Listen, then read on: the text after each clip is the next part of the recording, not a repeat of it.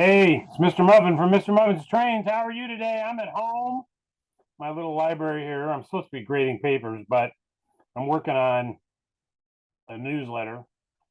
And I thought I'd scroll back through some video we shot on our Wednesday night session, Chat with the Muffins, 7 o'clock Eastern. You're welcome to join, by the way. But in this clip, you'll see Paul Duesing from Sault Ste. Marie. He's building historical buildings for the model train layout they have there at the Chippewa County Historical Society. They've charged him with doing that. He's got the first one finished, and it's pretty awesome. He's a great modeler and a good presenter. His wife helps too. That's always good. And I thought you might enjoy taking a look at it. So, oh, by the way, Chat with the Muffins, Wednesday nights at 7. You can go to my website, type in the word chat, click on the product. It's free. And when you order one, we'll send you directions on how to get on the call. All right. Well, thanks a lot. Enjoy the show. Let's go over to Paul if I can find him on here again. You didn't hang up and discuss, did you, Paul? You're somewhere. Yes, Tom. I just saw him. He's got, yeah. I went through and I missed him. I'm looking. I'll find him. Waving there he at you. is, right there. Yeah. Yeah, and you're unmuted. This is great. So go ahead, bud. Okay. Thank you. My wife is here trying to help, so let me start out, talk just a little bit. This is a project for the Sault Ste. Marie Chippewa County Historical Society. They started out with a railroad layout about 10 years ago, and it was real simple with Lionel track, tubular track, and just a sheet for the kids at Christmas time. And then through some donations about 7 years ago, started making it more historic and more representative of the town. And so over the years, we've progressed. And now I'm this winter in the process of putting together about 7 or 8 buildings, which try to represent the historical part of Sault Ste. Marie. The layout itself is about 48 feet long and about 9 or 10 feet wide in various different pieces. So it's kind of an advertisement for that, you might say. If anybody's up here in Sault Ste. Marie, Michigan, recommend you stop at the Historical Society and see it. Now, because the layout's O-scale and given the size, one has to take some liberty, one in terms of where the buildings are put, and 2, the size. I try to make the buildings look like the originals, but I've got to downsize them in terms of the footprint. If it's a 3-story building, I'll make it 3-story, but the footprint will not be fully sized. So with that kind of as a background, the second building that I just completed is Sioux Woolen Mills, where of course they wove the wool in that. And so this involved a process of learning about the wool making process itself, and then building the buildings and all the inside. So with that, I'll hand the camera to my wife, who will try to hold it steady as I talk and show you the different things. I'll start out with a picture of the original building, a black and white, to kind of give you a sense of what it looked like. And with that, if we're not coming through good, give a holler. If it's jiggling too much, let us know. I don't know if there's a way to turn this thing around. Maybe one of you guys out there know. How do you flip the camera on the phone? Are you on an iPhone? Are you on an iPhone? Yes. Yeah, it's up in the upper right-hand corner. There's a little symbol over there. It looks like I want to say a flip. Maybe that's not what it's called.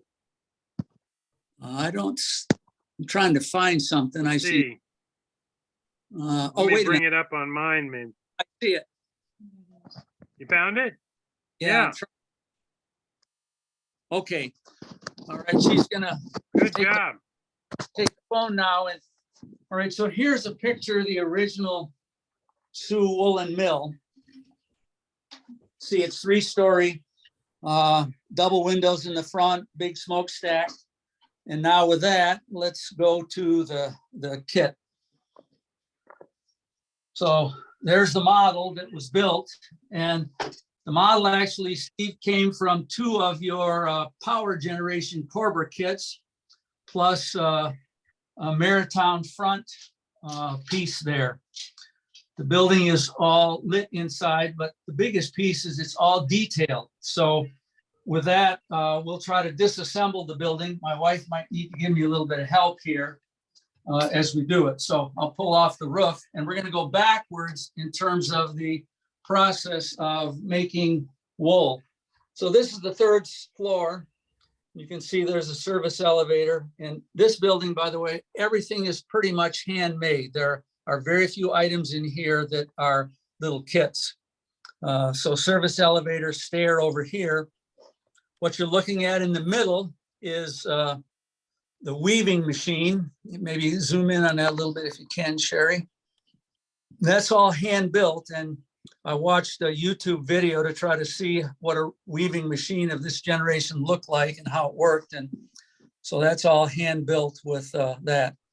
And then next to it, over on this end, is a winding machine that's hand built. Once the spools were spun, then you had to collect those on a large reel that would feed the weaving machine.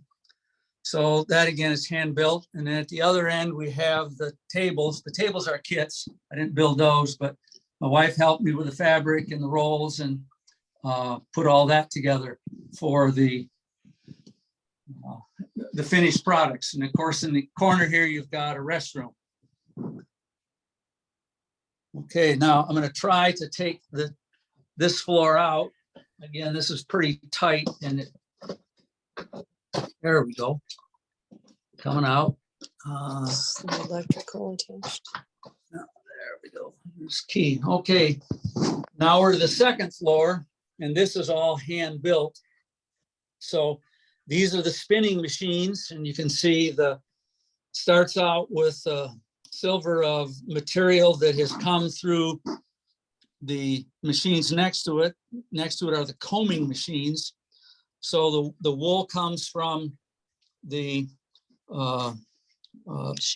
sheep, of course, and then it's also put into bales.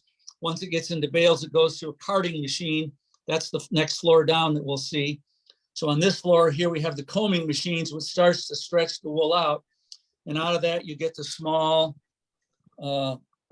slivers of wool, and then those go to the spinning machines. From the spinning machine, then it comes over and it's spun. And I made that try to be realistic, where it will go up and down and there's a bobbin that spins. So on this floor, we've got all of the spinning machines and the combing machines. Again, stairs and the service elevator. Okay, now try to take this apart and we'll get to the bottom floor. Still attached. And I still got a wire attached here, but that's gonna be all right. So here in the bottom floor, we have the carding machines, and the wool comes from the bales here. You can see some bales piled up. And then it gets fed in on this end by the operator, some bales of hay over there in the end. Goes through the carding machines where it takes out some of the dirt, even though the wool has been washed once already, but now it starts to stretch the fibers and align them.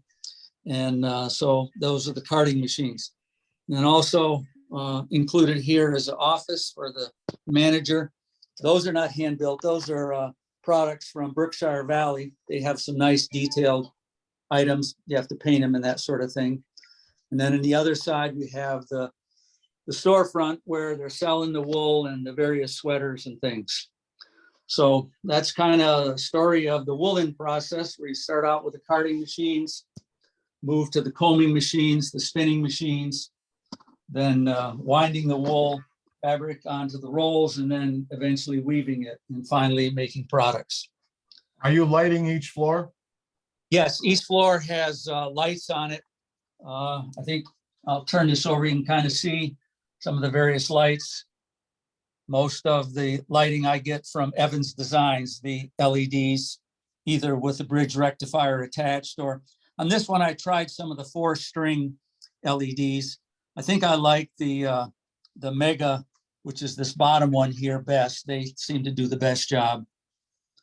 But yeah, there's probably 15 to 20 lights in this building so that you can see it through the windows. Outstanding. And That's incredible, Paul. That's just incredible. I What did thought I you was make crazy. the equipment out of, plastic or wood?